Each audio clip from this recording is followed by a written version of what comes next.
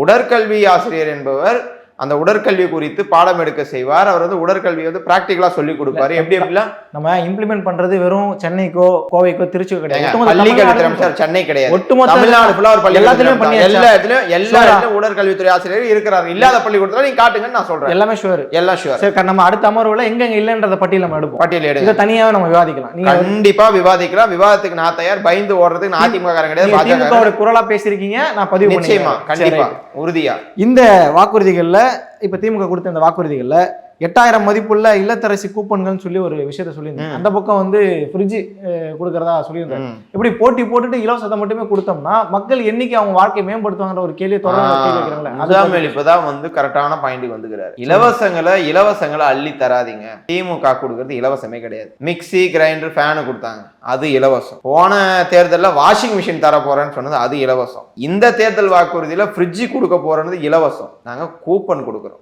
நீங்க அதை எடுத்துட்டு போயிட்டு நீங்க இதை ரீடீம் பண்ணிக்கலாம். உங்களுக்கு என்ன தேவையோ தட் இஸ் யுவர் சாய்ஸ். நீங்க இதுதான் வாங்கணும்னு சொல்லிட்டு கட்டாயப்படுத்துறது இல்ல. உங்க வீட்டுக்கு என்ன தேவையோ உபயோகரமாக நீங்க வாங்கிக்கோங்கன்னு சொல்றோம். அது இலவசங்கள் கிடையாது, மக்களுக்கு தரக்கூடிய ஒரு அன்பளிப்பு. என்ன எடுத்துட்டு போங்க, அது வந்து ஒரு கூப்பன். ஓ, நீங்க ஒரு இடத்துல போய் வாங்குறதுக்கான லஞ்சம் சொல்லாம இல்ல, அன்பளிப்பு லஞ்சம் அது நீங்க அதிமுக சொல்லலாம். சொல்லலாம். உண்மையா? ஆமா, ஃப்ரிட்ஜை நீங்க சொல்லுங்க. அது திமுக கொடுத்தா அது அன்பளிப்பு, அதிமுக கொடுத்தா லஞ்சம்.